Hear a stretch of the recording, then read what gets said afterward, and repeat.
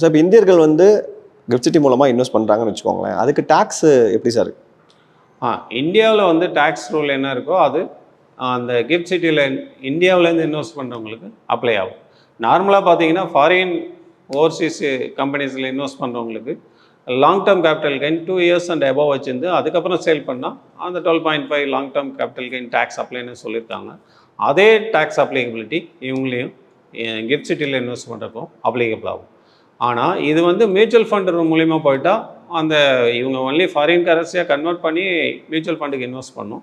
But இவங்க ஒரு ஃபாரினில் உள்ள ஷேர் புரோக்கர் மூலிமா ஃபாரினில் உள்ள கம்பெனிஸில் இன்வெஸ்ட் பண்ணும்போது அதுக்குன்னு ஃபாரின் கரன்சி அக்கௌண்ட்டை தனியாக ஓப்பன் பண்ணணும்.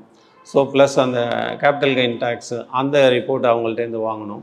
ஸோ இந்த ஃபார்மாலிட்டிலாம் முடித்து இவங்களே அந்த டேக்ஸ் ரிட்டர்னை ஃபைல் பண்ணிக்க முடியாது இருக்கும். ஆர் த்ரூ சிஏ அப்பாயின்ட் பண்ணி அவங்க மூலிமா அந்த டேக்ஸ் ரிட்டர்னை ஃபைல் பண்ணுறது பெட்டர். வீடியோ பார்த்துருக்க உங்களுக்கு கிஃப்ட் சிட்டியில் இன்வெஸ்ட் பண்ணோன்னு ஆர்வம் இருந்தால் மேலே நம்பருக்கு கொடுத்துருக்கோம், அதை கான்டாக்ட் பண்ணுங்கள், இன்னும் டீட்டெயிலாக எக்ஸ்பிளைன் பண்ணலாம்.